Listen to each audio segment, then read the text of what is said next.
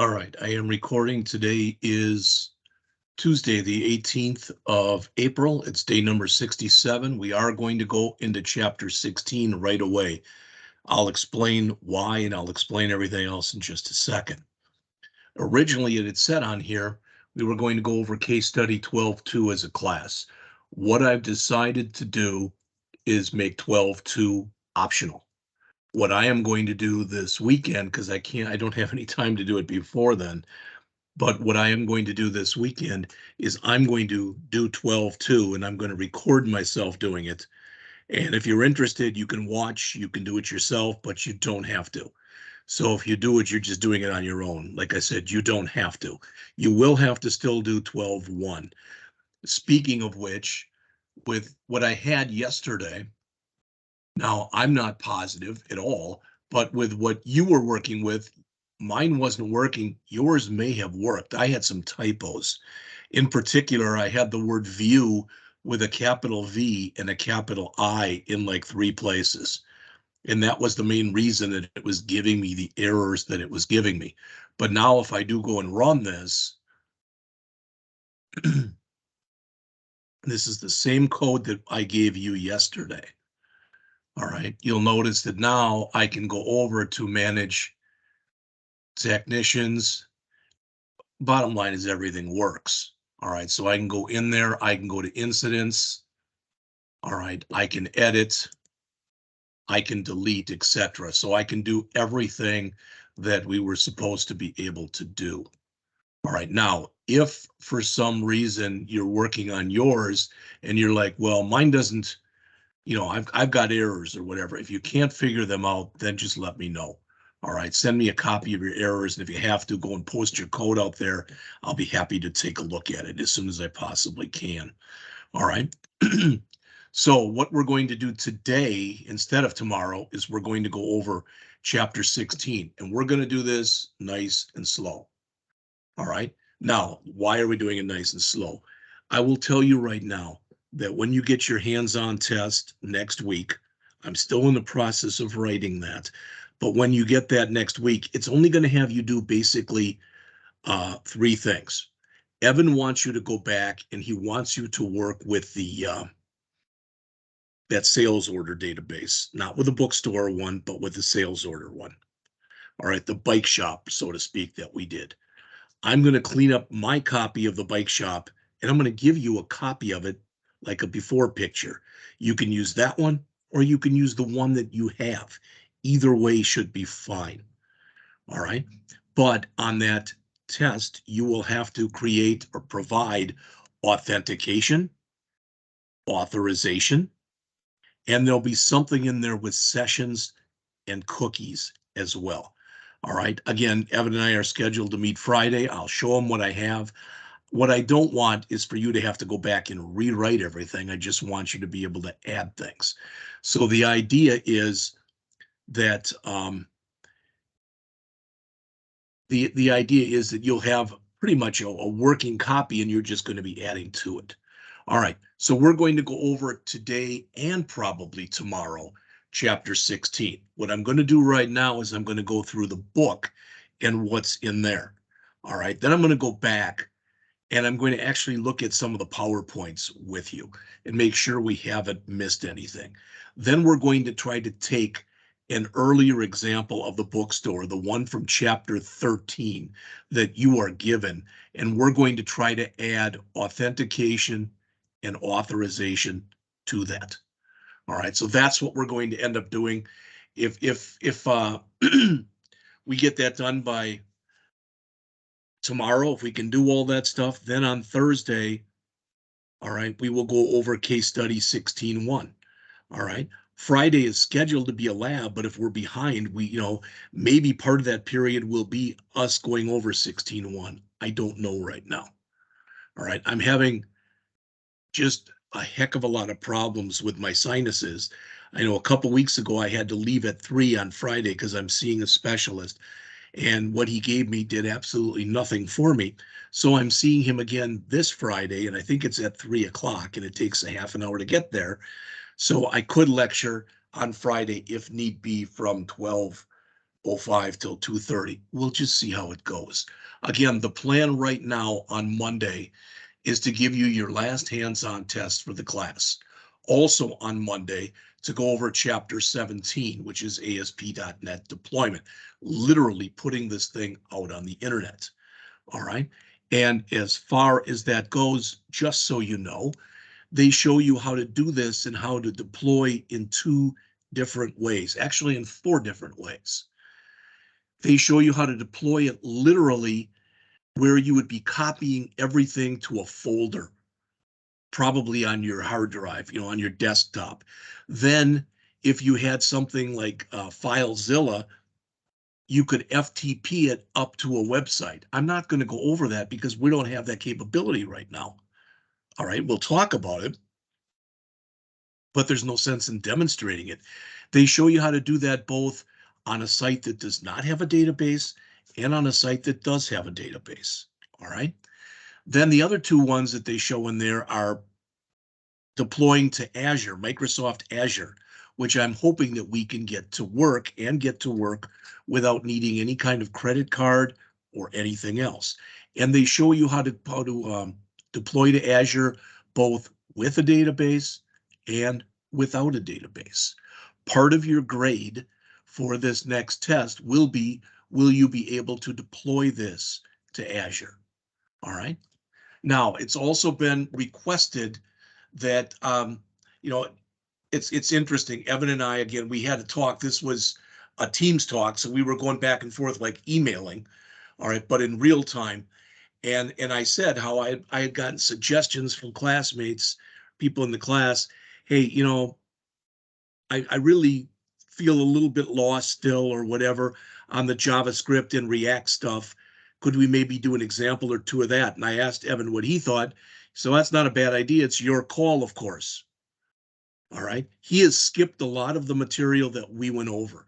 He skipped 14 and he skipped 15. And I think he skipped another chapter as well. I don't know.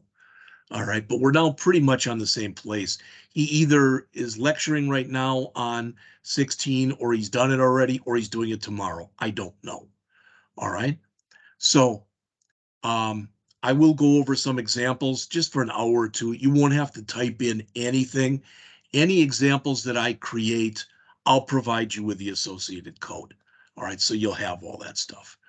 All right, and again, finally, as it says, the last hands-on test will be due 2 weeks from tomorrow. Your online portfolio will be due 2 weeks from Thursday. All right, I'm not going to read any more of this stuff that's in here. I think that's sufficient. All right, so with that said, let's jump in. I'm going to go over chapter 16. We'll talk about the stuff that's in your book. And again, we're going to do it nice and slow. All right, I'm going to add, give you a URL or 2, some stuff that's not in the book that I have found, and we'll just go on from there. Now, previously, all right, real early in the semester, if you remember, when we went in, just to show you this, all right, when we went in, I'm going to literally create a garbage project for you right now. All right, so let's literally, just so we've got it, I'm going to make a folder over here that I'm going to call garbage. Garbage. All right, so I'm going to come in here and create a new project. As always, it will be an ASP.NET Core web app. All right, we'll just call it what it is again, garbage. And I'm going to put it in the folder on my desktop called garbage. I'm not trying to waste your time. There's a reason I'm showing you this. All right, and we're going to say next. But now what we are going to do is we're going to select an authentication type. All right, we will talk about all 3 of these in just a moment, but I'm going to select individual accounts right there. All right, and then click create. You may or may not remember, we did this earlier in the semester. All right, like I said, you may remember it, you may not. All right, the point is this. Now, with everything here, there's nothing I put in no code. You know that, you see that. All right, so there's been no code added so far, but I'm going to run this anyway.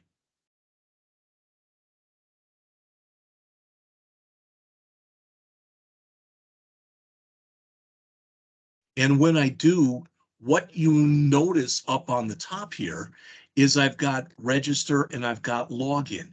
You may remember this because we looked at this. I think it was back in that movie app that we did in like chapter 4 or something like that, even before we did databases. So you'll notice if I click register, all right, we get this. I'm not going to say anything more about it. You can see it right there. All right. Now notice they say use another service to register. We're going to talk about that in a moment. All right. And also if you click login, there's a login. These are just what you get by default when you go and add that um, individual account thing. All right. So that's it. That's all I wanted to show you from there. But we've got a project that we've been working on, this movies project, and there have been other ones that we have worked on that when we created them, they did not, they did not have the register and the login. All right. And we didn't provide for that capability when we created the project. All right. So as it says in here, the bookstore app that we've done previously allows access to any page. In other words, any user can perform any CRUD operation. In other words, any user can create books, authors, etc. Any user can update books, authors, etc. Any user can delete books, authors, etc. That's not typically what you want on a site. So as it says here, this chapter shows you how to restrict access to some pages so that only authorized users can access those pages. We're going to talk about individual users. We'll talk about roles and a few other things. The highlight of this, or the trademark, or whatever you want to call it, as it says here, is to provide this functionality. This chapter shows how to use ASP.NET identity. So what we're going to do is we are going to add that capability, what you just saw, the register and the login, after the fact. And by doing it after the fact like that, there's more work that we have to do. But they don't, to my knowledge at least, Microsoft doesn't provide you with the capability of going into an existing project, clicking a button and having all that be created for you. So we're going to create it ourselves. All right. And as you see in here, we're going to have a very small thing talking about the different types of authentication. Then we'll talk about identity and what it is. And then you'll notice it'll be on how to register somebody, how to log into somebody, how to create roles, ROLES, such as like an admin role. All right. And then finally, they give you a couple of other things for working with. And you've seen this before, how you can change a user password. So if somebody forgets their password or whatever, how you can add more registration fields. What you're going to see is by default, you're going to get about 8 different fields that you're going to have for people to register. It's really more than you need. It might be 7 fields. I don't remember, but there'll be like a username, a password, a confirm password, and then there'll be like an email, a confirm email, and a phone number and a confirm phone number. Now, typically, if you were in your own login type of thing, there's a pretty good chance that all you'd want in there would be a username and a login. And that's how we're going to do it. But it is possible to have those other fields. And at the end of the chapter, they even show you how you can add fields that aren't in there at all. All right. So the first thing they do here is they give you an introduction to authentication. You should all have an understanding of the difference between authentication and authorization. Give you a quick example. All right. If you log in the morning, if you log into Inside Rankin, All right, I believe at least you are asked to give a username and a password. Now, I could be wrong because I've never logged in as a student, but I think that's what you have to do. That's the authentication process. You are verifying who you are. All right. Then once you get there, there's certain things that you're going to be able to see. Clayton can see his information that's out there. John can see his information. John probably cannot see Clayton's. Clayton probably cannot see John's. Why? Because you're only shown the information that you are authorized to see. All right. By the same token, when I go into Inside Rankin, I see everybody in all of my classes. And I see registration information, I see attendance information, I see grade information, etc.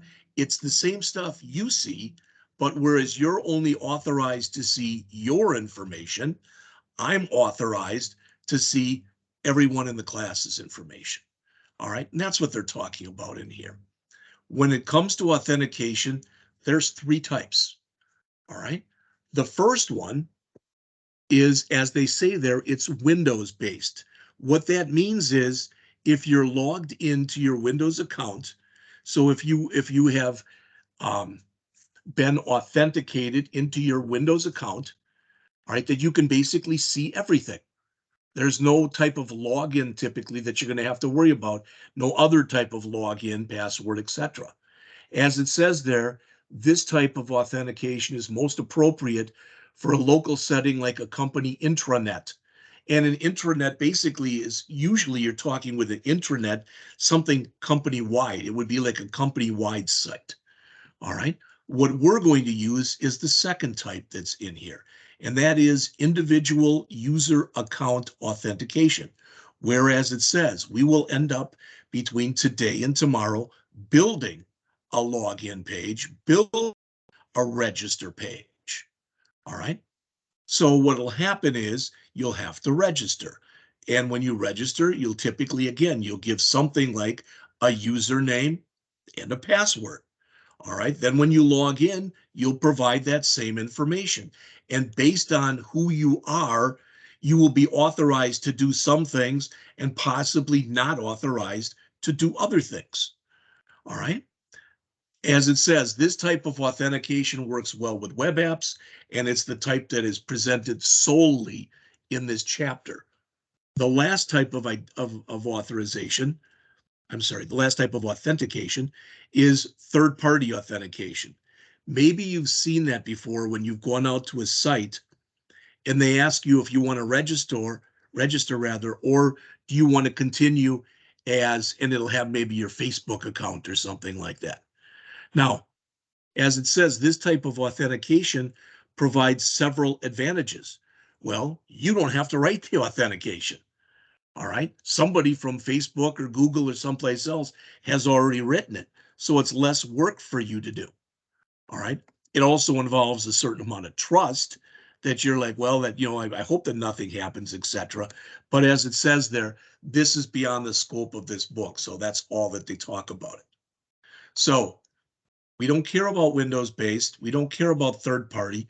We care for what we're doing on individual user authentication. As it says, coding a login page with a username and a password, encrypting that information, all right, and making sure you're using a secure connection. And as it says again, doesn't rely on Windows user accounts. All right. Then finally on the bottom, I'm not going to read to you, but they explain what authentication is again. They explain what authorization is again. All right. We've already talked about that. So how does individual user account authentication work? The easiest way to go through that is to show you the picture. All right. There's a lot of stuff in here.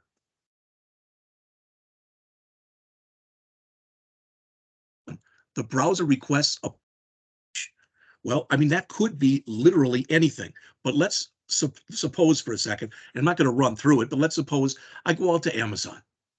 All right. So I go out to Amazon, and let's say that I have never been out there before. So I go out to Amazon for the first time. So as it says, the server receives the request and checks if it includes an authentication cookie. Well, if it's my first time ever out there on Amazon, I don't have an authentication cookie. So if not, the server responds by directing the user to a login page. All right, so now we're in step 3. So notice there's been a redirect. So it'll say basically to me, all right, it'll show me this login page and it'll ask me to log in. Now, if it's the first time this has ever happened, okay, I'm not going to be able to log in because I don't have an account yet. But let's say that I did go to a register page. Now I've registered and I have an account. Okay, so I do go in and I get the login page. All right, and I fill everything out. Then, as it says in step 4, the server receives the request for the login page and sends it back to the browser. All right. So again, now we're in that stage. So when the user enters a username and password, the browser information, the browser posts that info and it goes back to the server. Then in step 6, the server does validation. If it's valid, it'll bring the user typically to some kind of a home page. All right, and it'll send an authentication cookie back. That cookie will make it easier for the next time you attempt to log in. All right, so as it says there, did I lose one of you?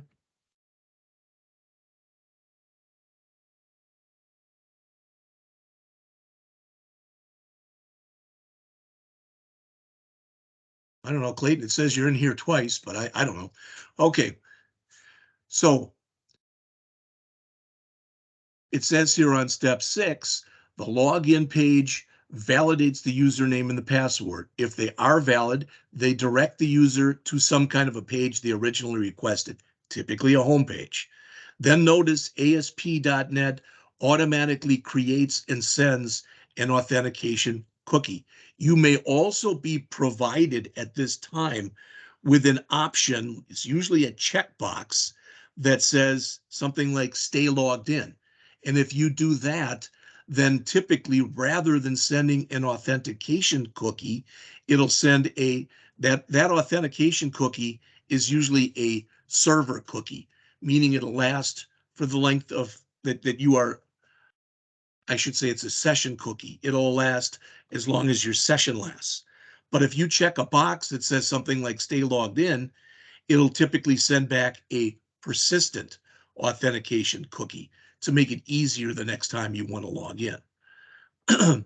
So step 7, the browser receives the redirect and request for the original page. The authentication cookie, as it says, is sent back to the server. The server receives that, says it checks, yes, the user is authenticated, and it sends back the requested page. All right, finally, in step 9, that's what the user displays. Now, it takes long enough just to read that, but you see all the stuff that's going through here. There are all sorts of reasons that this is done like this, and it goes through this big, long process. One of the reasons for this, and you may have heard of this term already, there's a term that's called session hijacking, because what happens with session hijacking is somebody gets a hold of your cookie. And then if it's a session one, while you're on, they're basically can act as you. They can order things or whatever. And if it's persistent, it would be even worse. All right. So it goes through this big, long process to try to keep everything as protected as you possibly can. Now, I should mention too, I want to just look this up because we're about to start talking about in a couple of minutes ASP.NET identity. All right. And all I did was I Googled it. And you'll see that this, and I can leave it out there, but you can Google it as well as I can. Just Google Introduction to Identity on ASP.NET Core. And a lot of the stuff that we're going to be talking about in here is explained in much more depth and breadth of coverage all right, then our book goes through. In a few minutes, we're going to go in, if we get into it today, otherwise we'll do it tomorrow right away. And we're going to go in and we're going to change around our database. And it's not a lot of changes. There's not a lot of code we'll have to change. But once we do, we're going to have more tables in our database. So not only will we have like a products table and et cetera, but we'll have a bunch of these that say ASP.NET. And those are going to be our identity tables. And we're going to look at those in just a couple minutes. All right, so in here, they explain ASP.NET identity. All right, and they say, why would you even want to use it? All right, and what they get to in here in that first paragraph, I'm not going to read it, but come version 4.5.1, and we're using 6 right now, they updated and upgraded everything for this ASP.NET identity system. We're going to look at some of the benefits in just a second, but they do run through them here as well. It works better. It's easier to use. It's easier to test. It's easier to update. And finally, and you could read whole books on this, but as they say on the bottom of the page here, it uses middleware called Owen, an open source project that defines a standard interface between .NET web servers and web apps. Notice it says the goal is to create lightweight components. What that means is they take up as little memory as possible, all right? And they run as quickly and crisply as possible, all right? Then it says the figure also presents some of the main classes that ASP.NET Identity provides. It says these classes let you work with users and roles. You and I are users. If you have an admin department, you could make an admin role. You can make a role with just one user. You can make a role with a group of users. All right. The advantage of making a role is as people come into a project or leave a project or whatever, rather than you having to go and add a bunch of restrictions and a bunch of stuff to them. All right, so they can do this or that. You just add their name, their username to the role. All right, and that's just another person who can use the stuff. Now, some of the stuff that's in here, we are going to talk about. Some of the stuff that's in here is discussed in that URL I just showed you. But the first one is probably the most important. We have been using DB context for many weeks. What we're going to do rather is make that change. So rather than using DB context, we're going to start using identity DB context. That, as it says here, is going to provide us with us doing actually a pretty minimal amount of work. It's going to provide those tables that we need for the ASP.NET identity system. Then when we do that, this is some of the stuff that's in here. Again, a user is an individual user. A role is typically a group of users. All right. You want to be able to manage individual users. You want to be able to manage. All right. You want to be able to sign in users. You want to be able to have the result of that sign in. So in other words, either you get into the system or you're given some kind of an error message. That's that last one that you see there. Now that's just very quick, but that's the stuff that they're talking about in here, okay? And basically everything that I mentioned was either on the previous page or on another page. So we've talked about this now. All right. Now, next is how to restrict access to controllers or actions. Let me show you first, and then I'm going to bounce back to this page. There are 3 main attributes. These are decorators like we've been doing with required and a bunch of other stuff, but they're allow anonymous, authorize, and authorize where you put in a role. What's the difference between them? Technically, like when I go out to Amazon, if I've never been out there before, I can go to Amazon's homepage. I think you'd agree with that. But if I go out and buy, if I put a book in a cart and I say I want to purchase it, it's not going to let me remain in there as an anonymous user. It'll basically push me off and say, hey, you want to buy this, you've got to be logged in. Well, it'll also check, if I'm not, if I don't have a login, I'll have to register first. So an allow anonymous means that anybody can look at it and do anything with it. Again, when you look at that in terms of, for example, if you look at that in terms of CRUD, all right, that would be read capability, nothing else. All right. Authorize says you have to be logged in. And authorized with roles is typically, for example, like a role of admin.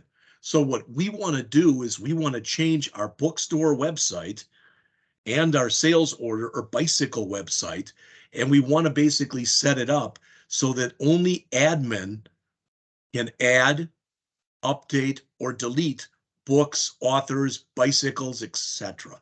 That kind of thing. Now, when you put that stuff in there, notice what you can do. You can put an authorize there under the entire controller. So right at the top of the controller, you can put authorize, just like this. All right. And if you do that, that means that in order to be able to perform any method that's in that cart controller, you have to be logged in. And when you think about it, that actually makes a lot of sense. All right. Because cart controller means it has something to do with your shopping cart. So you should have to be logged in. All right. But what you can do is you can go up here and put authorize. Then you can go inside and you can grab certain things that are in there and you can redecorate, for example, for lack of better words. So this would say that for that particular, that list option, anybody can see it. All right. And again, notice on here, we've authorized again, authorized up at the top for the book controller, but we've only given admin because this is, again, we're assuming here that this is where you're going to be able to create, update, and delete books. Now, if we had a list function in there, we could do something like this then and override this by putting the allow anonymous in there. All right. And there's an example where we're just saying here to add, you've got to be logged in. All right. To delete, you've got to be an administrator. It depends on what you're doing, for lack of better words. All right. Now, add can mean different things. It depends on what controller you're in. All right. In other words, if I'm adding, does that mean, is that some kind of an admin function where I can add a book, update a book, delete a book? Or is that add where I'm able to add something to a shopping cart? That's the way that I looked at this one right here with authorize. Whereas this one would be you being able to go in and actually physically delete something. All right. So as it says here, to restrict the access, you can apply these attributes to a controller or to an individual method.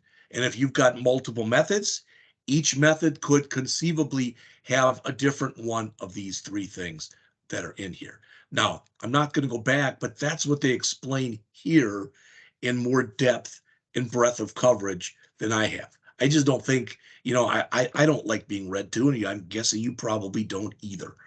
All right. So getting started with identity. We're going to walk through this, and then we're going to go back and we're going to actually do it. All right. I'm saying this again. We're going to walk through this so you can see everything that's in here, and then we're going to go back and actually do it. All right. We're going to just take, I was looking back, since 14 and 15 were kind of hosed. We're not doing those. We're going to use the example that's from your book that we all got for chapter 13. And we're going to add ASP.NET Core Identity to that. We're going to do that together. All right. We will also do either the project at the end of chapter 16 or the case study, probably the project, but we'll do that together. So you should have a good idea and a good understanding. So when you get to where you're working on the test, hopefully it'll make sense what you're doing. All right. Now you'll notice there's going to be a few things that we haven't done exactly before, but we're going to have to start making some changes. So the first thing is, as it says, we'll have to put a using in here. Using Microsoft.ASP.NET Core.Identity. Well, the problem is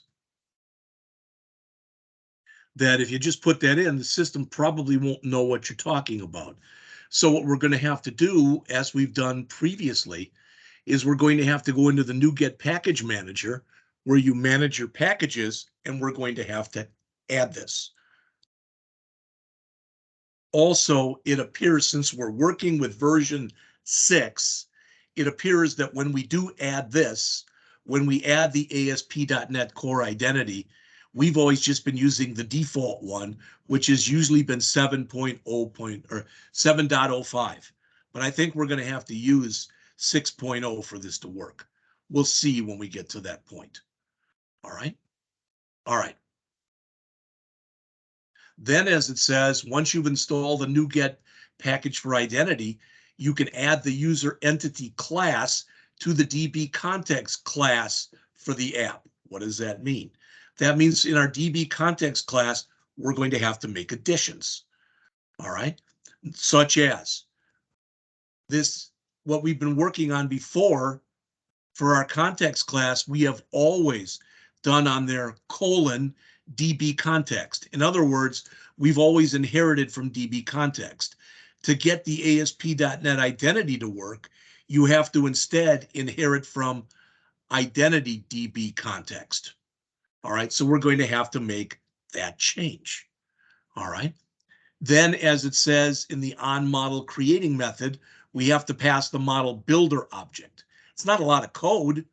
It's just something that you have to do because of the way that this has been implemented. As they say on the bottom of this page, if you don't do this and then call the associated method, you'll get errors when you attempt to update your database. All right. Okay, so this is the using thing that we're going to have to provide that's right there. Okay, or you can see it right here as well. All right. And again, when we go in and start working on this, this is the context class. This is previously right there, that's kind of in gray and in yellow. That previously had said DB context. We're going to have to change that after we bring this in through the package manager to identity DB context user. All right. Then we're going to have to go down a little further, and in our onModel creating method, we're going to have to add this line, base.onModel creating model builder. All right. So like I said, it's not that there's a lot of work that you have to do, but it's prep type of work. All right. Then after we do all this stuff, we're going to have to go in and we're going to have to do an add migration and an update database. And you know, just from my own experience, that this can be fraught with problems. Now, when you do this, of course, you're going to have a lot better chance of all of it working if you save everything first, all right? And then you go and you rebuild your solution, all right? So if you go back and make these changes, save and rebuild the solution, and it builds cleanly, there's a much better chance of when you do the add migration that it'll work. All right. So as it says, you must create the tables that it needs in your database. These include ASP.NET user table and roles table. We've already talked about what users are, individual users, and what roles are. All right. Groups of users that typically are doing a similar type of job. All right. So it says to do this, you can follow the procedure on the top of figure 16.6. So that's right here. All right. There's nothing new there. Starting the package manager console, doing your add migration, and doing your update. what you are going to notice when you go in and do all of that stuff is a lot more tables are going to be created for you. And they're all user table, role tables, etc. But all this stuff will be created for you. You'll still have to do a lot of work so you can talk to this stuff. But once you've done this, then you can go in and start making more changes, updates, etc. And you will be able to, that when somebody comes in and registers, all right, as a new user, they will go into the user table. All right. If somebody, you will be able to put them into an admin role. All right. They will be in that role, etc. So again, you want more than I just gave you, it's right here. All right. Now they do mention with these two tables, with working with the ASP users and the ASP.NET roles, a lot of the stuff they have in there is stuff you already know about: ID, name, username, password, etc. But as it says, it has extra columns in there. You can read this stuff. Now, as they mentioned in there, that would be for um, more advanced type of scenarios. All right. Things like two-factor identification. You can work with a lot of this stuff, can work with keys where you've got public keys and private keys. I'm not going to get into any of that stuff. All right. All right, and then of course you would go back and use the SQL Server Object Explorer to make sure that all that stuff had been added. We're going to run through all of this in just a bit. All right, so for identity to work, you must create all the tables that it needs. These tables include the ASP.NET user table and the ASP.NET role table. All right, okay. Now it says next, how to configure for identity. What does that mean? That means that you're going to have to go in to the program.cs file and make some changes. All right. The first change they mention is you're going to have to put this at the top of that file. All right. Using Microsoft.asp.netcore.identity. Then, all right, we're going to have to add this. It's another builder services. We'll put it right after this. All right, but we'll put it down here. And what is this? Well, notice now it's saying, okay, add identity, user, identity role, add the framework. All right, our same context we had before. All right, when you do that, okay, these are some of the things that you're going to be allowed to add if you would so like. We'll look at those. Maybe we'll put in exactly what they have there under the options. Just so you know, everything that's here, all this stuff, you don't have to add any of it. I'm saying this again. You don't have to add any of it. All right. But what it does, notice in here, all right, that you can set default length for a password. Now, you probably are aware of this already, but how do you make a password, harder to crack? You make it longer. All right. It's harder to crack a password that, for example, has to be 32 characters than it is one that's 8 characters, for example. All right. You'll notice in here the default is 8, and they even have you come in here and change it to 6. Required lowercase and uppercase. Are you going to require that the password has one or more lowercase letters, one or more uppercase letters? All right. Same thing with digits. Are you requiring that the password has a digit in it? And then there's the alphanumeric. Specifies whether you can use special characters. So with what they have in here, with these options, the length, your password would be 6 characters. They would not require, you would not allow special characters. You would not allow, or require, I should say, digits. All right. That's required. Not that you can't have them in there, but are they required? Maybe you've done this before. I know I have, where you sign up for an account for something and it says it'll give you a bunch of rules. Your password must be eight or more characters, must contain a lowercase letter, an uppercase letter, a number, and a special character, etc. That's the kind of thing they're talking about in here. All right. Then in that same file down at the bottom, after we've got the app.useRouting, now we've got to add this. This is allowing us, as it says, to be able to come in and to use authentication and to use authorization. All right. All right.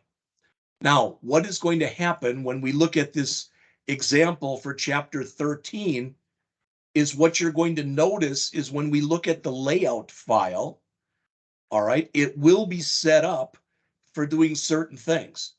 All right, so some of the stuff has been set up in the layout file. In fact, let me do this. You can all do this, but you don't have to right now. All right, but all of you should be able to go out to the C drive or wherever you keep your stuff. So there's Murach, a core MVC. There it is. And I'm going to student download, and I'm going to book apps, and I'm going to find here. I don't know if which one I looked at a couple of these. I want to make sure I'm giving you the right one. Let's do this. Let's go to, solutions.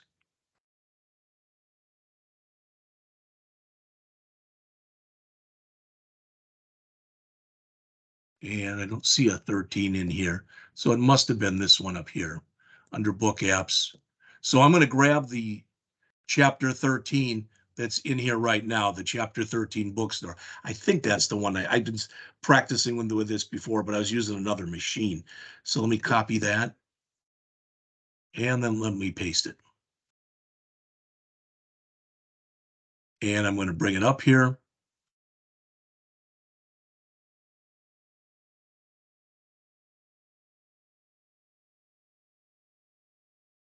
And I'm just going to run it.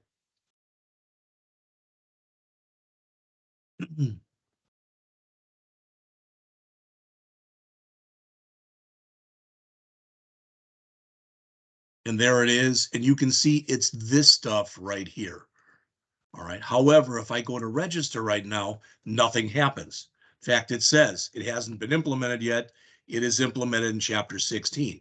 So that's, again, what we're going to do. All right. And the admin is in here right now, find a book, etc. But that's something, again, anyone can use. So we'll have to change that as well. Now, if we go back and we look in here,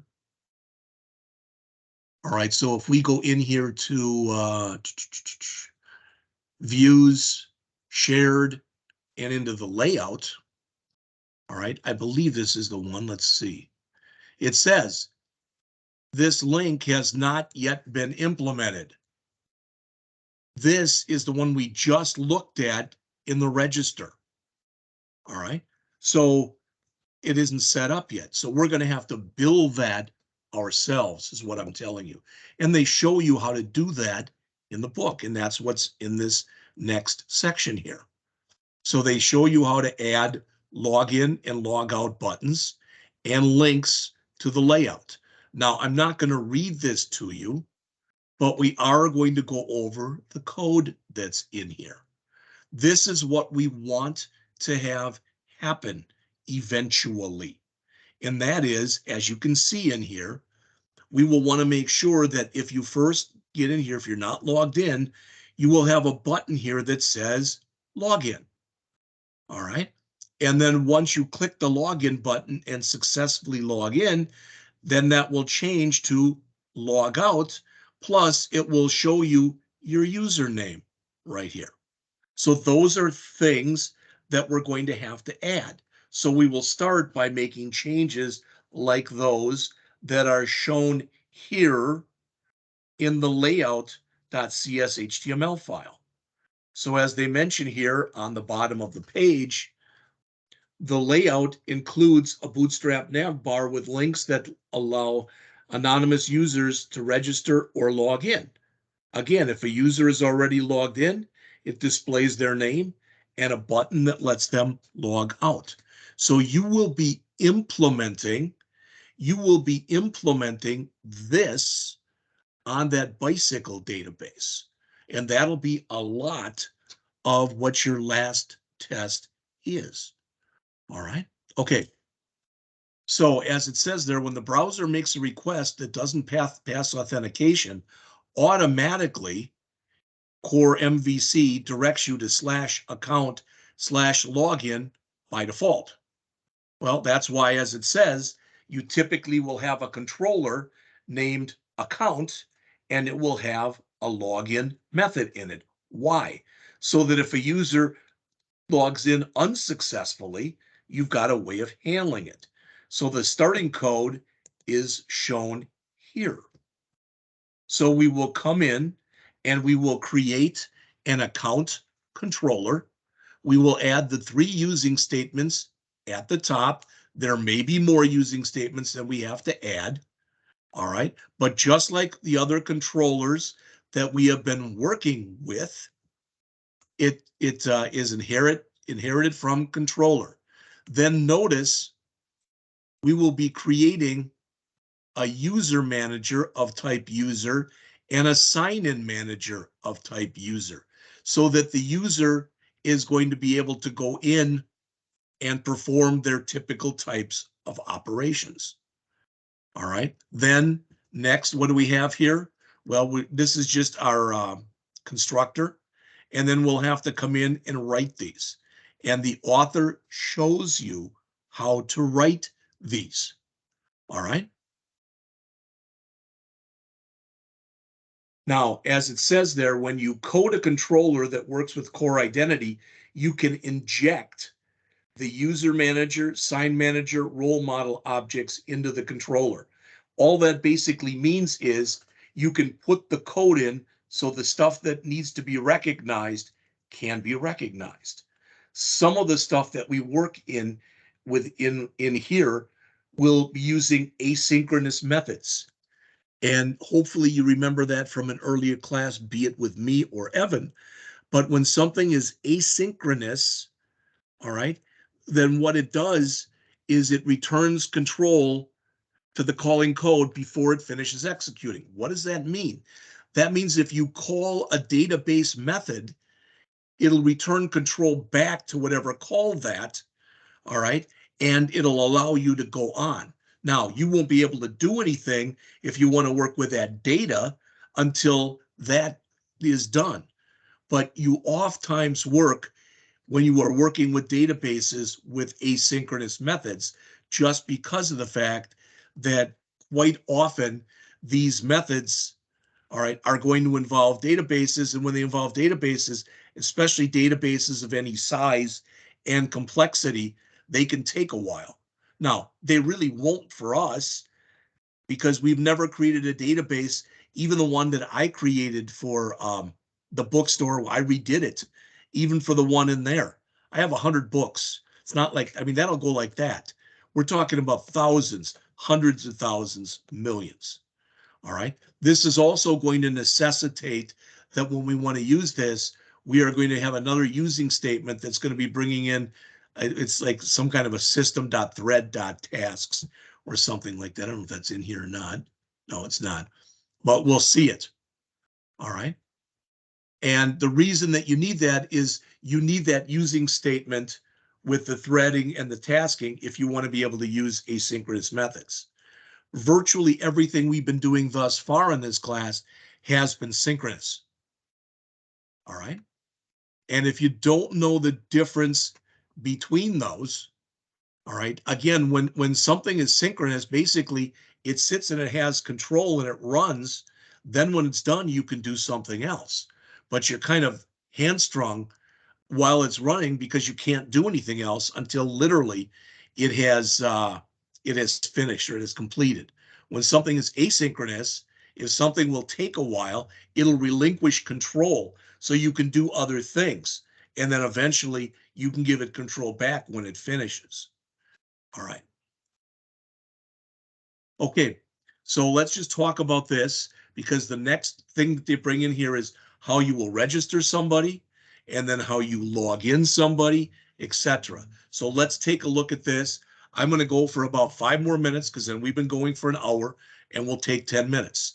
Then we'll come back and we'll continue on with this. We will finish this chapter today. We will at least get started on implementing this today. All right. And again, ideally, then we will finish implementing this tomorrow, and then we will go right in. I don't know, maybe we'll do, I don't even know in here. Let me look real quick. There is a chapter 16, add authorization to the quarterly sales app. That's the last project that's in here. And again, there's a register and a login, very similar. So we may very well may do that one. All right. There's not a boatload of requirements that are in here. All right. But in an ideal world, at least, we have that done by the end of the week. All right, we'll see how that goes, though. All right, so first, as it says there, how to register a user. It says you can use a register page like one that's shown here. This is a very simple page. Not only is it a very simple page, but it is going to use this view model. And when you look at it, what do we have? A username, all right, a password, and a confirm password. There they are, okay? And there'll be a couple of buttons that'll go along with it, all right? And you'll notice in here that it has been set up to string.empty. So as mentioned, the register page creates a new user and signs into the app as that user. If it succeeds, by default, it'll redirect you to the home page, all right? As it says there, if you want them to use those options, the view model must take the data type attribute to specify the password type. So you can see that here and here. Those options are what we looked at before. You know, digits, uppercase, special characters, etc. So again, you want more of an explanation, that's right in here. All right.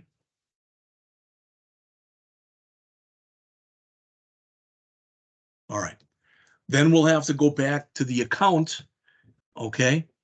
And not the controller, but we'll have to make a register view in there, all right? And you can see the stuff that's in here. It's very similar to what we just looked at, all right? We'll have a form, it'll have a username, it'll have a password, it'll have a confirm password, it'll have that button, have this. Maybe you've seen this before. Let me go back a couple pages, all right? Already registered, log in. So the code to actually build this page, this is our register view right here. All right. So this is the view model we'll have to create, all right, under our models folder. But then we will go back and make a register view under our account folder under our views. All right. And we will create this. All right. Now, the register action method for post requests, well, what that should say is, okay, for post requests. What does that mean? All right. That means sooner or later, we're going to be jumping back in. In other words, we're going to be jumping back into the controller. All right. This isn't stuff you'd be doing in a view. All right. Now, they explain this stuff. I'm not going to read a bit of it. But as it says, these are methods that are used by the user manager class. What? To basically, you can see, look at the first 3 letters. C for create, U for update, D for delete. Sounds pretty familiar to me. It's the CUD of CRUD. All right. And then it says there, 2 methods of the sign-in manager. You'll notice that both of them are asynchronous methods. All right. First one, as it says, logs in a user and returns an identity result object. The second one logs out a user and returns an identity result object. All right. And then succeeded, meaning, of course, it worked. And errors, we'll set it up so that if it doesn't work, that the user will be notified on that. All right. So you'll notice here, there's post. right? And this is our post for registering. All right, we've done stuff like this before. It's not exactly like this, but like this before. Notice we're checking to see and if the model state is valid. If it's not valid, we're not doing anything. All right, we're returning the view, but if it didn't work, we're just going to go back to where we started, basically. All right, so we're attempting to come in here and create a new user. All right, then notice it says we're awaiting on this to make sure that it worked. If it did succeed, then we're going to sign them in and redirect them to the home page. If it did not work, we're going to basically have a list of errors that are in here, and we're going to print out all the errors so they know what's wrong. All right. And log out is real simple. Boom. We're just redirecting them back to the home. No longer have a log out button in there. They will have a log in button. So if they want to get started again. So that's it for registering a user. It is 1:45. Let's take 10 minutes, come back at 1:55, and we'll go through how to log in a user.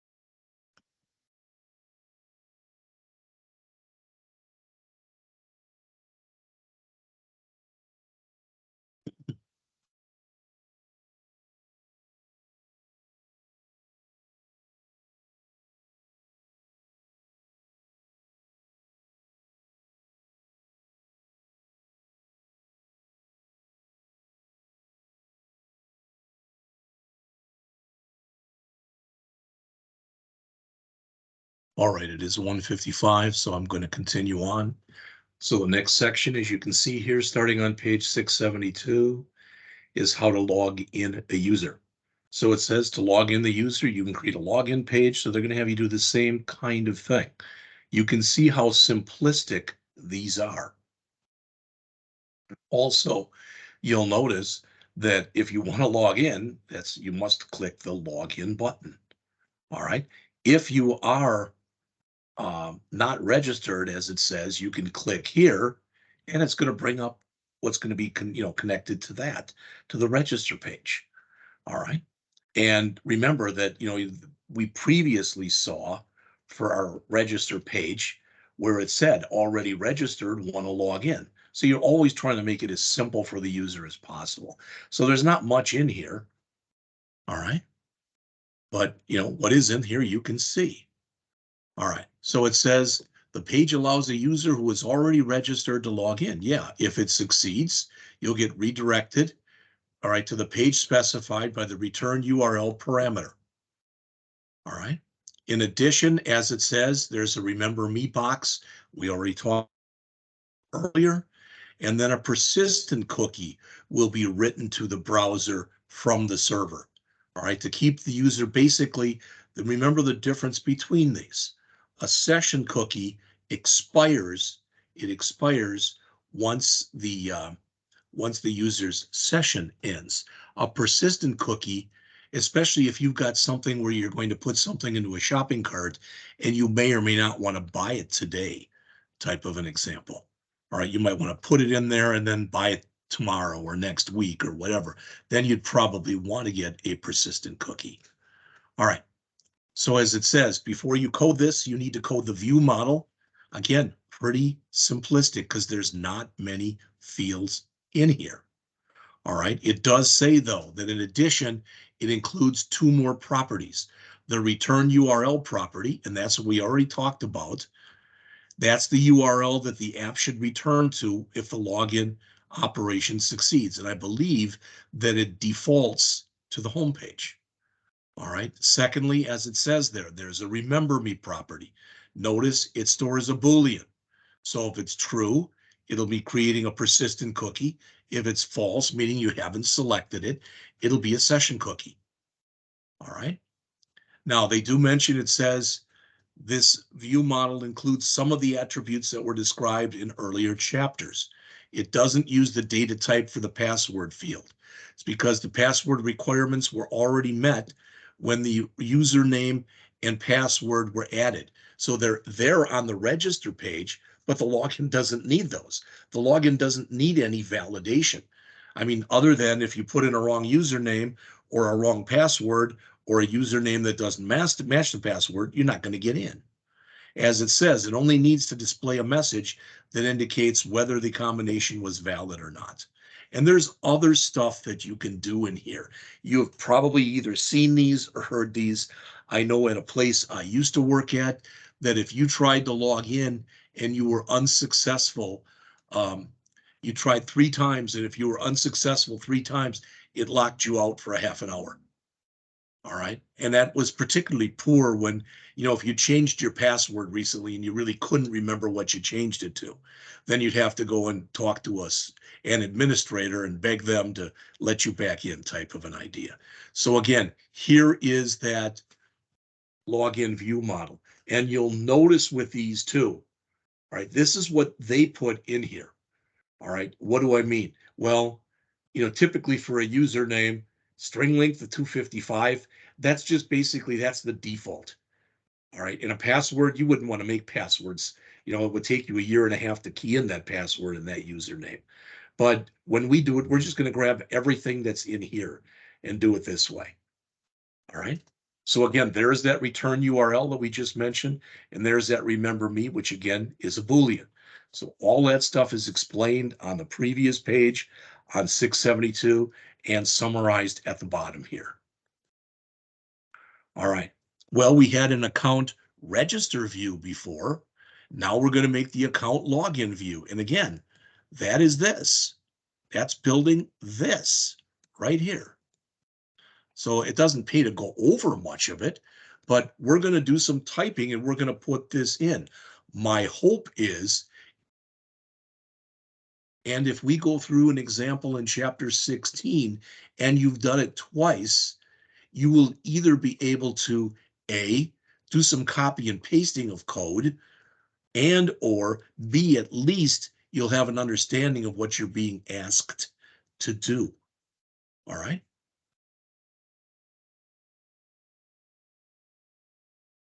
All right.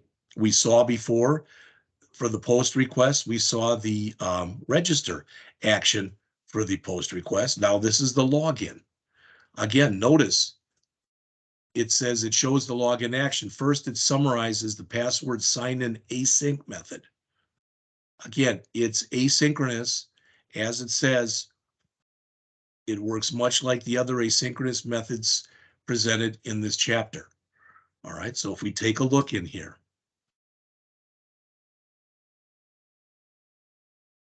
All right. If the model state is valid, notice var result equal await. It's going to make sure that everything that's in there, all right, that you have literally set it up. So you've logged in a correct manner. All right. Now, why is that async? I mean, shouldn't that be like this? It may be, it may not be. Again, if you work for a company, what if you work for a company that has thousands, hundreds of thousands, millions of employees? All right. What if the server is unbelievably slow, etc.? So you want to typically run things like this in an asynchronous manner and not in a synchronous manner. And again, as you can see in here, this is what you're going to do right here is if you succeeded, all right, and it says if the return URL is empty, all right, basically you're just going to send them, if there is a return URL set up, you're going to send them there. Otherwise, you're going to just redirect them to the index of the homepage. That's usually what happens anyway. All right. And so there's a return here and a return there. So both cases it succeeded. If it failed here, all right, there is no else, okay, because this would be this would be the else down here if the model state failed.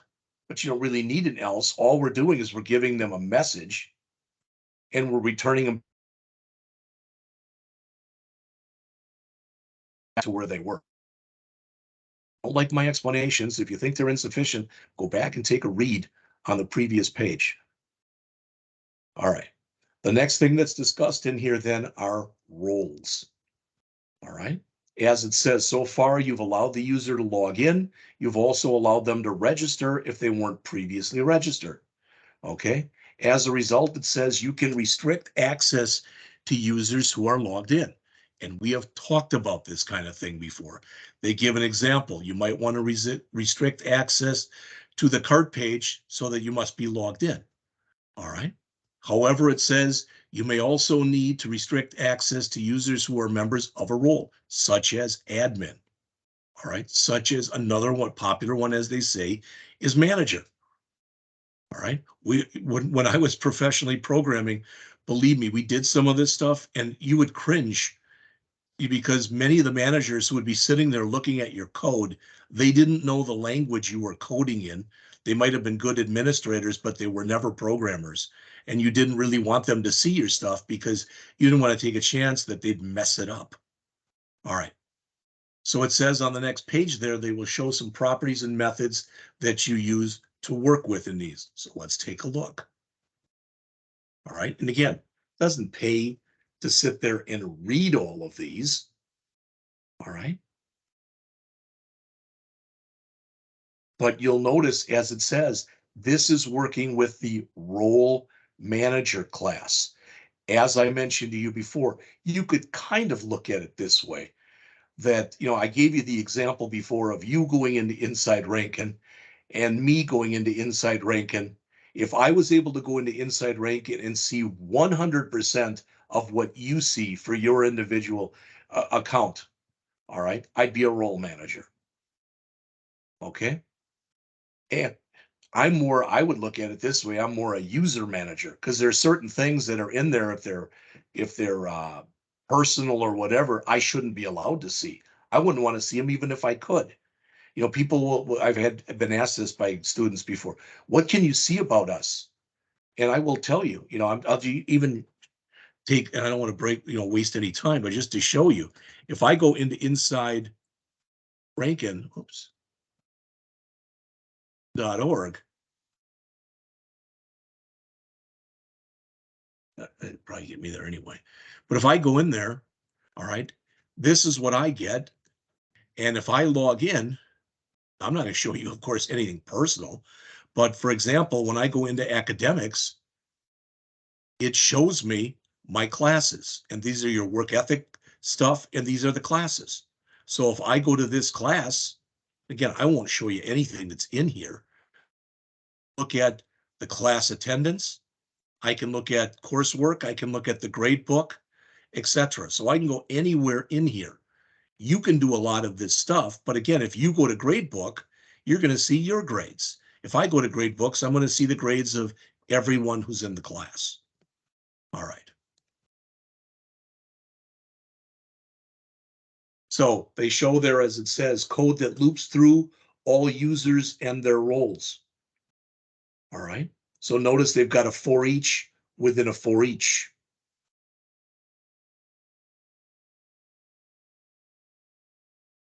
Then they go through and they show how you can create, delete roles, etc. All right. Again, I'm not going to go through any of this stuff.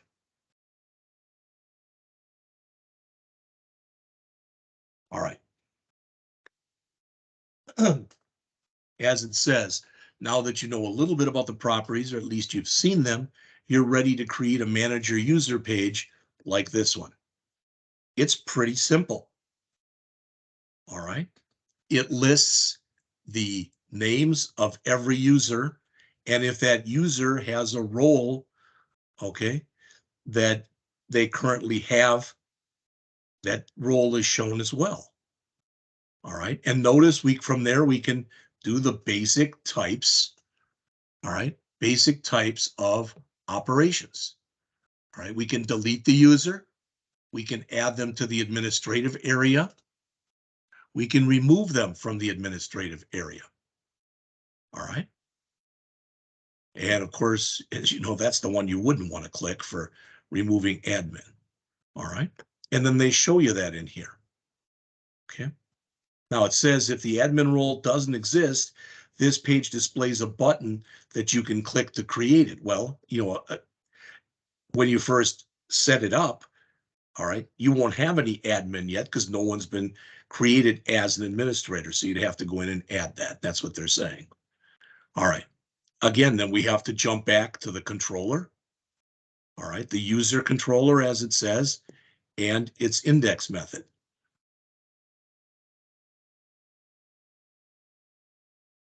All right, and if you look at the top, all right, you've got authorize, and you've got role equal admin. All right, and then notice in this case, they've got area admin. Remember, we talked about areas in an earlier chapter, and we talked about the fact that typically, even though we didn't do much with our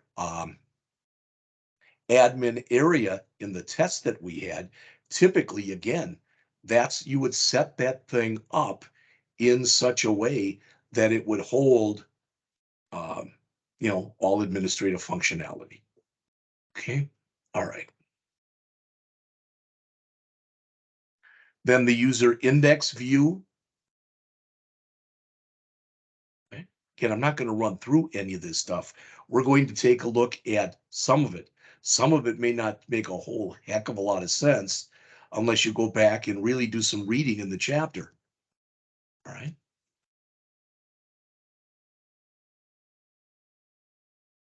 And again, there's a lot of stuff in here. We could read that, but they talk about if stuff doesn't exist, how it's created, etc. All right. And they got, again, some more of the code that's in there. All right. Next, other action methods of the user controller.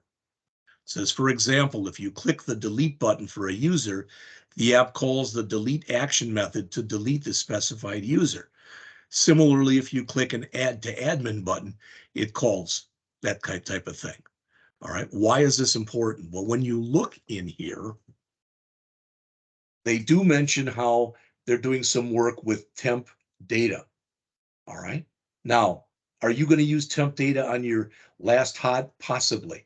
But remember that when you use temp data, it doesn't persist. I mean, it's the word temp.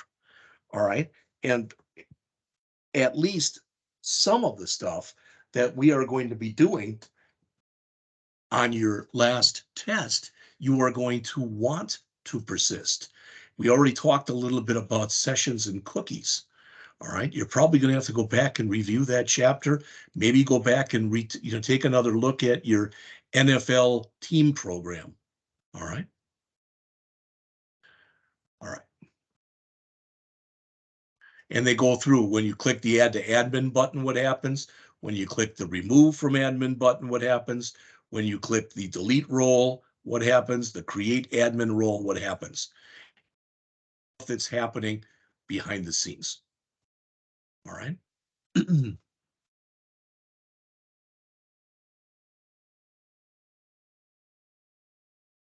Why, but this thing locks up like it does, but it does.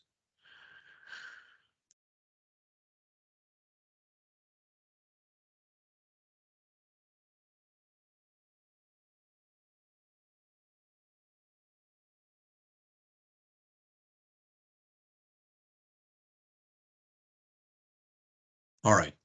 Code that restricts access. As it says here, the next figure will show you code that restricts access to some pages of the bookstore website. Well, you should already be able to guess what that is and how that is used. All right. Again, more of an explanation in here. I'm hoping at least that the stuff that's in here makes sense. Now, notice in here, it says the third example shows the authorized attribute that's applied to the bookstore controller in the admin area. However, this attribute is also applied to other controllers. All right. It restricts access to users who are members of a role. Maybe you've done this before where, because I have, just to see what happens, not to hose anybody or screw anything up.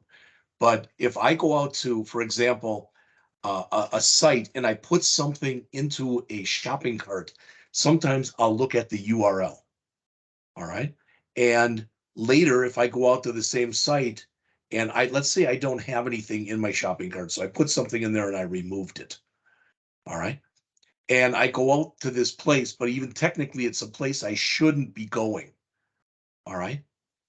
And either I get a message that says access denied, like they have here, or I get pushed to another page, or I get pushed back to the home page. All right. But an access denied is pretty much what you think it would be. Somebody has gotten to a place that they shouldn't be allowed to get to, so you're just going to return them. All right. There you go. As it says here on the bottom of page 691, if you're not logged in and you attempt to access the cart or admin pages, the app redirects you to the login page. All right. Well, even with that, with a cart and an admin page, you could literally set this up so this disappeared and this disappeared unless you were logged in. So there's a lot of different ways this stuff can conceivably be handled. All right. Again, if you're logged in as any user, you can access the cart pages. If you're logged in as a user with the admin role, you can access the admin pages. Otherwise, so if I click here right now, I can do whatever I want. That's what I showed you before in the chapter 13. All right, when I ran that thing. All right, that right now, this is what we're going to be working with in just a bit. But if I come through here and run this, I am not logged in. All right, and if I click here, boom, I'm now an administrator. That's not a good thing. I can manage books, I can manage authors, I can manage genres. That's not the way this is supposed to be set up.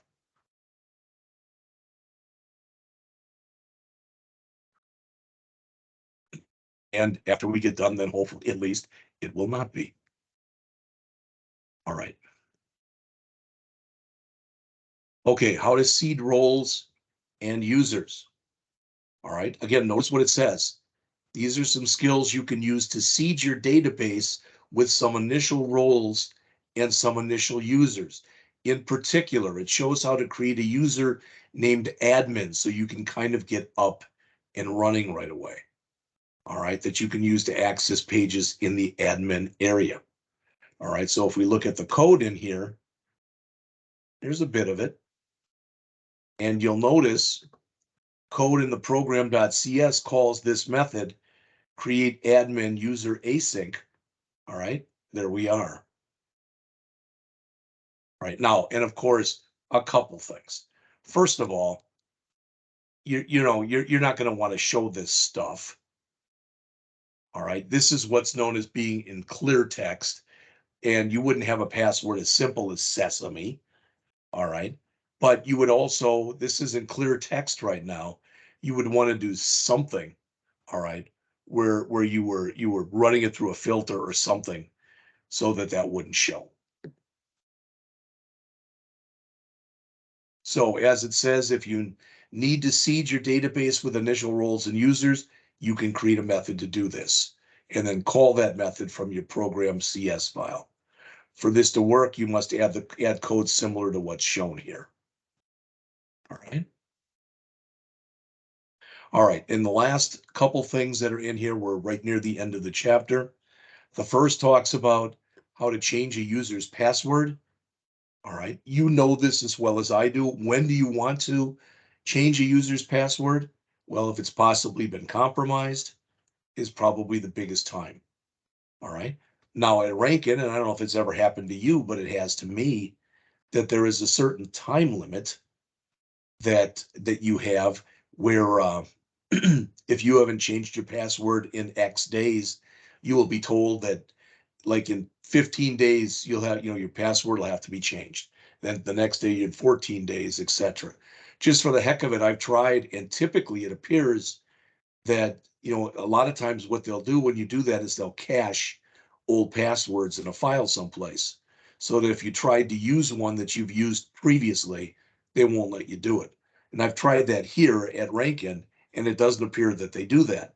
Because I went back one time and I had a password, and I went back to the previous password and it took it just fine. So it depends, is what I'm saying. All right, so the view model for an account change password includes properties again, username, old password, new password, and confirm. You don't want anybody to just be able to go in and change your password. They've got to know what your current password is. Again, no validation is required for the username because it can't be changed. The validation for the old password is minimal because it's already in there. But the data validation for the new and the confirm must follow the same types of restrictions that you put in earlier. All right. So that's what you'd have.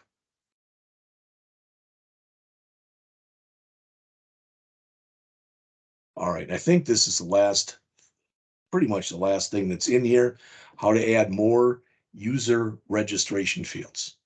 As we talked about, the view that we presented only has the two fields, username and password, but you might want more. As they say in here, you might want things like an email.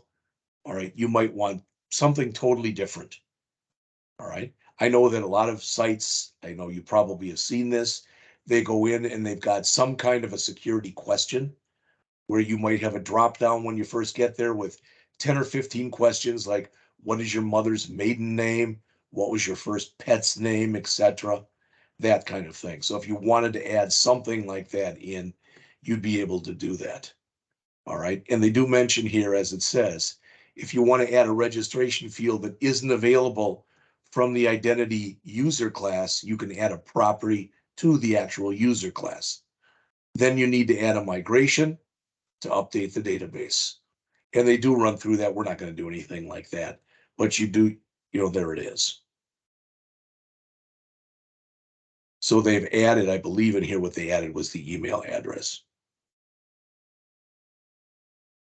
All right, and that's it. Now, we're going to sit there and we're going to try doing some of this stuff ourselves. What I'd like to do first, quickly, and I mean quickly, like in 5 or 10 minutes, is to run through and make sure we've missed nothing in here by looking quickly at these PowerPoints. I'm not a PowerPoint guy. I'm not going to sit there and read PowerPoints to you at all. All right. We talked up a little bit about window application, individual user account, which is what we're using, and third party. We went through this in quite a bit of detail. The request response, how it goes back and forth. We did not really go through any of these classes. All right, some of them at least are somewhat self-descriptive by the verbiage that's in there. I also gave you a URL that's got some of that information in there as well. All right. We talked about why you'd want to use identity. Okay. We talked about the 3 different types of attributes you can use for authorization, the allow anonymous, authorize, and authorize with roles.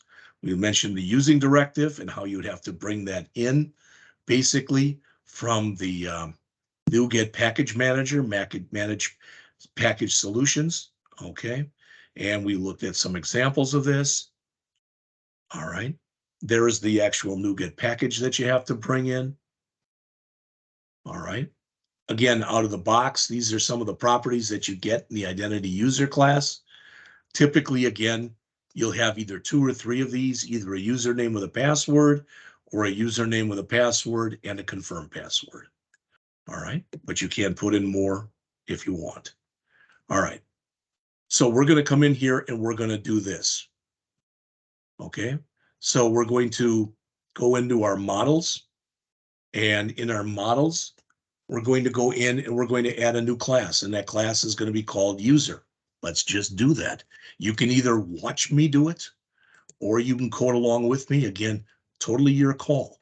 But I've got this chapter 13 bookstore example up right here. And I'm going to bounce back and forth for a while between these PowerPoints and maybe the book if I have to, and the code here. So the first thing I'm going to do is I don't need this open, so I'm going to close that.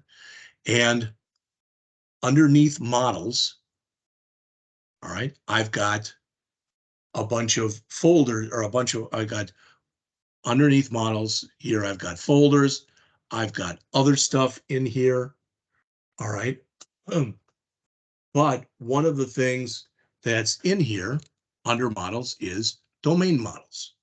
All right. And under my domain models, I've got my author, book author, etc., all that good stuff. So I'm going to come into here. I'm going to right mouse click under domain models. I'm going to choose add in class. I'm going to add a new class, and that new class will be called user.cs. So I've got this right now. All right. My namespace, etc. Okay. The first thing to do is I want to be able to bring in this identity stuff. I don't know if it'll recognize it before we use the package manager or not. I didn't try it this way, so I'm going to type in using Microsoft.ASP.NET Core.Identity. So it does recognize it. All right. Of course, it's grayed out because we're not using it at all. All right. Now, when we have used anything in the past, so again, like when, all these other things that are in here, we were working author and book, etc. With all those, we were working with our regular DB context. All right. But in here, this public class user, this is going to inherit from identity user. Like that. All right. Now, again, I believe at least if I'd have left this off, I'm not going to even show you, but if I left this off and I put this in, it would have given me an error. And one of the ways I could have fixed it would have been to just click and it would have added that for me. All right, that should be old hat to you by now, looking at that stuff. All right. So when we look in here, that's for right now. I'm going to just leave it like this. We're going to come back and do some other stuff to this in a bit. What I'm going to do is save all on this. All right. And then under my data layer, I want to go to my bookstore context file. Under my data layer, I went to my bookstore context file. All right. And the first thing I want to do here is I want to add a couple using statements, or a few of them. So using, geez Louise, using Microsoft.ASP.NET Core.identity. All right. Then using, this is one I think is, this is going to blow up. We're going to have to go back and add this. Microsoft.ASP.NET Core.identity. Maybe it won't blow up. Dot entity framework core. I think it is going to blow up. Framework core. All right. Why is it blowing up? Because again, it doesn't know that this exists. So the next thing that I'm going to do here is I'm going to go out to my tools. All right. Under tools, I'm going to go down to the NuGet package manager.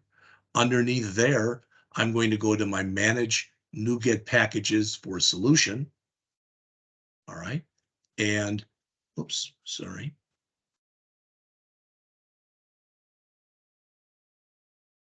Where are we?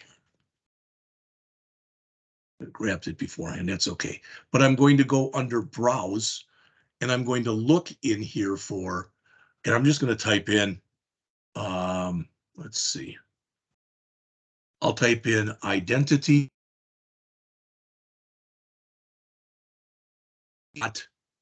entity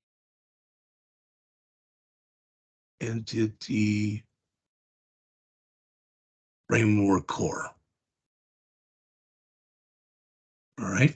And notice what we have in here. Microsoft.ASP.NET Core.identity.entity framework core. That's the one we want. So I'm going to click on here. And as I told you, when I tried playing around with this a little earlier and I tried to load it with 7.05, it gave me an error saying that basically that the version of this package had to be the same version as what I'm using for ASP.NET. So I went back and clicked here, went underneath here and found 6.0 right there, 6.00. Then I installed, accepted, and it's giving me an error now. It did not give me an error before. So let's see what it says. It says not compatible.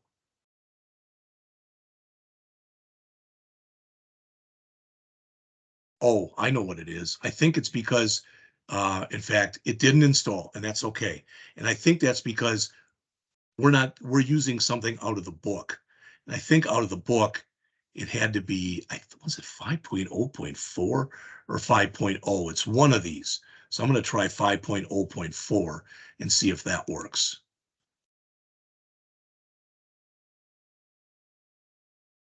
No, it still says, entity framework. Oh, because I spelled it wrong. That's okay. That's in my code, so I'll have to fix that. But 5.0.4 works. I wrote entity in my code. I wrote cord instead of core. I'll have to fix that in just a minute. So again, I went into tools. And under the tools, I went to the NuGet package manager. Under the NuGet package manager, I went to manage packages, which brought this up. All right, I went to browse and I typed in identity.entity framework and it found this. So I chose that, clicked on project, first tried to install it with version 6, but since this is the book, not our book, or since we're using the version that's in the book and not, we're using the version that's in the book, and which is like 5.0.4 and not 6 like we've been using. So I changed it to that. All right. So everything appears to be working. You've seen me do this multiple times before, but I'm going to click on here. I'm going to do one more tools and NuGet package manager. and manage. I'm going to click on installed and make sure that one has been added. All right, there it is, Identity Framework Core right there. All right, then I'm going to go back into my bookstore context because I spelled this wrong, and I'm going to make that core. And notice now my error is gone.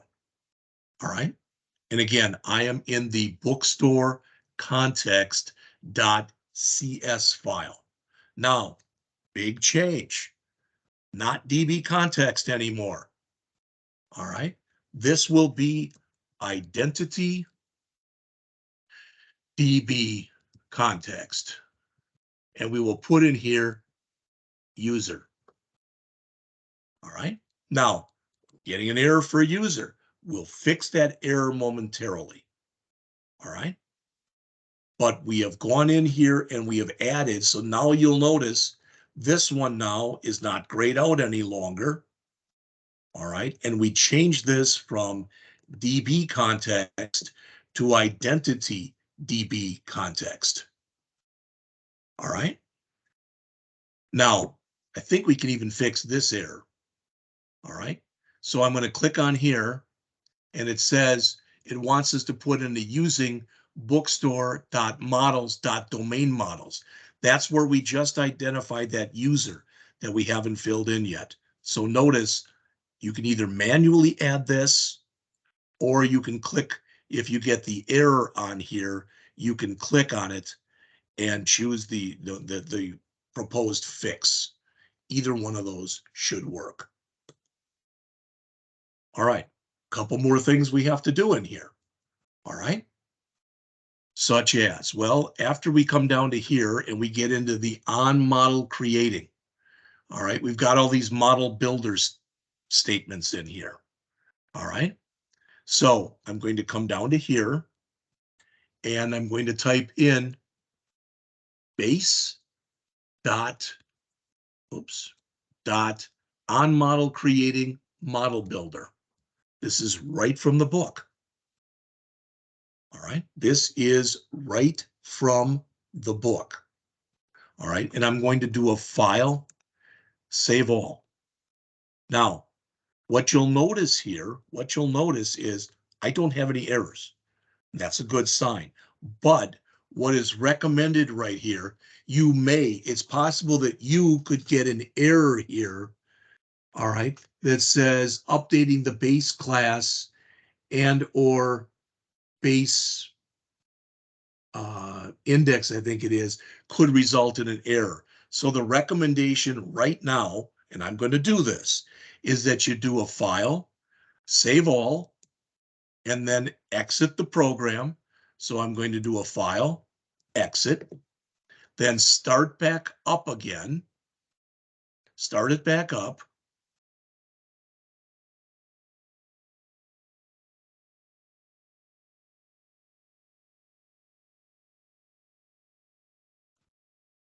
Go back and see if you have any errors. Okay, now it's going to be a little funky right now. I don't want to run this. All right, but I am getting an error right there. It says model create in type there from assembly. I'm not sure what that is. When I did this before, it worked. So let me see. Bookstore context. We still want the DB context options here. Bookstore context options, base options. I don't think there's anything we want to fix right there.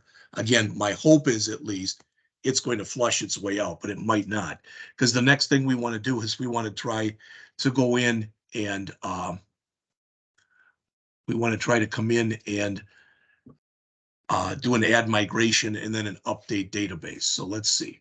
It says method create and type here. Assembly. View details. Boy, I wish I'd have gotten that error before, but I didn't.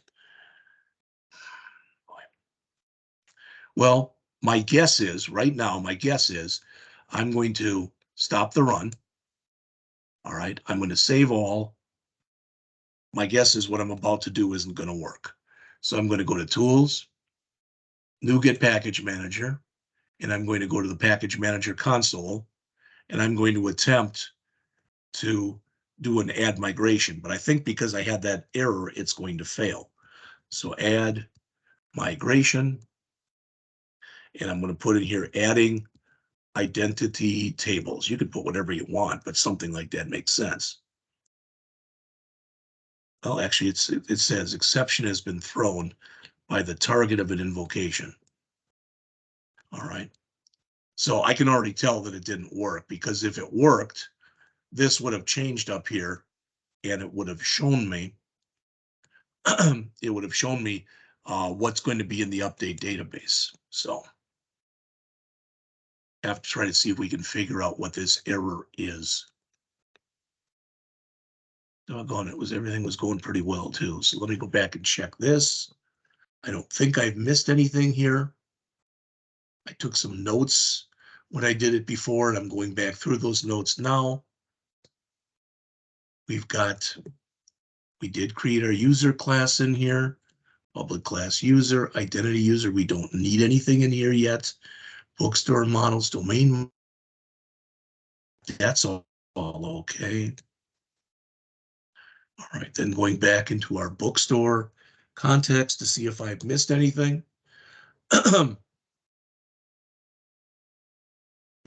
Those, we changed that, we changed that.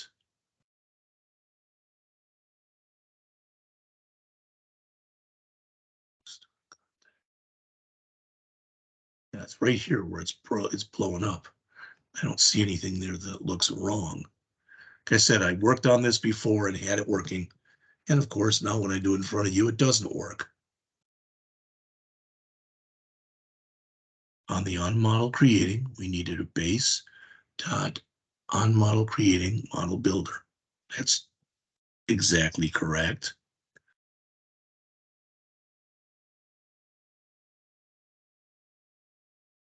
Yeah, the next step is the add migrations. So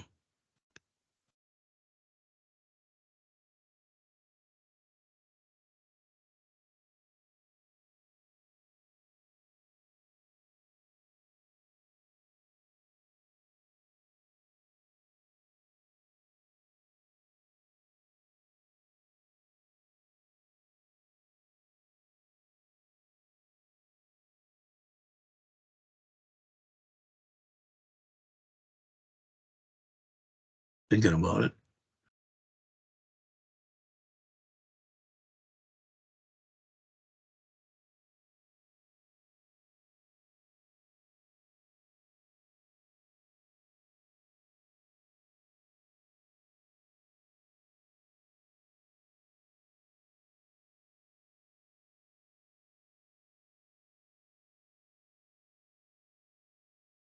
Something's weird because that shouldn't be taking that long. It is still giving me that error.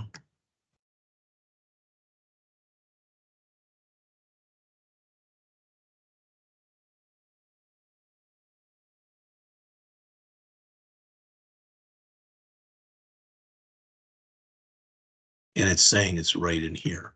Well, let me grab the book. Book someplace up here to make sure I'm not missing anything, but I didn't think I was.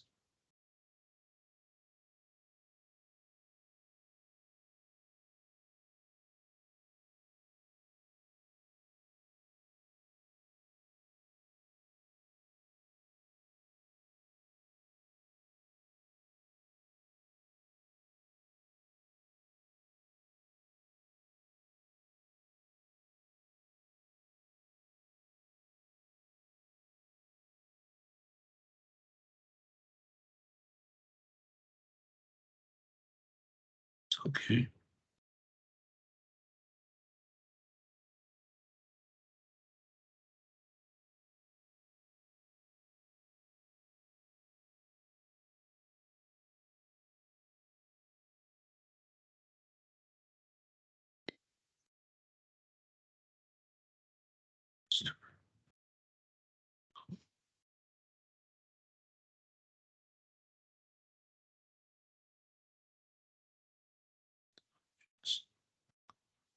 Text options.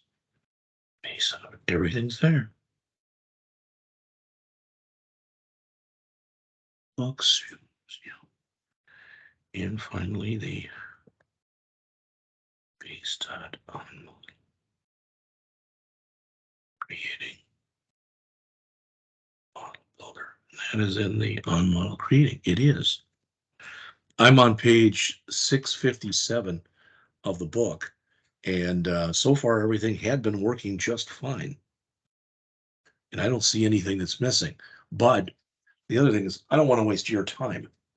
So what I'm going to do is I'm going to call it a period. I'm sorry about this. I'm going to try to fix it, and we'll pick it up right here tomorrow.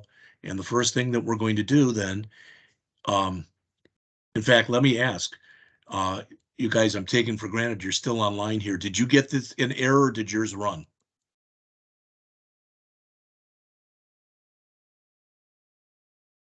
Have anybody on with me? Clayton, are you still on?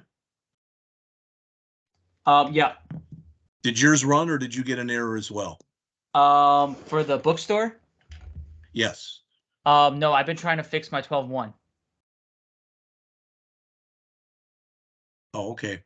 But yeah, what I said though, like I just mentioned to you, is I've been following the steps. So I went through the chapter, and now I'm going through the steps in the book, trying to run it on this, and it's giving me an error on this line right here.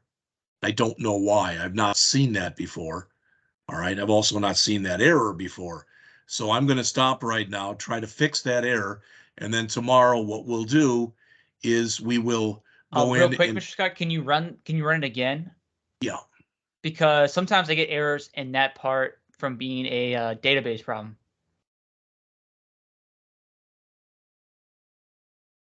I'm not for sure Well, I'm exactly going what database problem it could be, but I get those in some of the other projects we've done.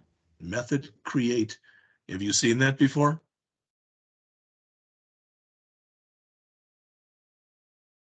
Because I'm going to grab that, put it over here, and I'm just going to Google the error later and see if I can find it. Because once we find it, then the next step is to go in, and what we should find then is after we go into view and we go to SQL Server Object Explorer and we bring this up, that our database is going to be changed big time. That right now, all we have in here is bookstore. All right. And underneath our tables, we've only got the tables that we created. But what should happen once we get this to work is we're going to get all those ASP.NET user, ASP.NET admin, etc. All of those tables should be created. Not sure what the problem is. There is some kind of problem. I'm going to look into it right this minute. All right, I'm Googling the error and see if I can fix it. All right, so we'll just pick it up here tomorrow at 12:05. All right, I'll talk to you then. Thanks.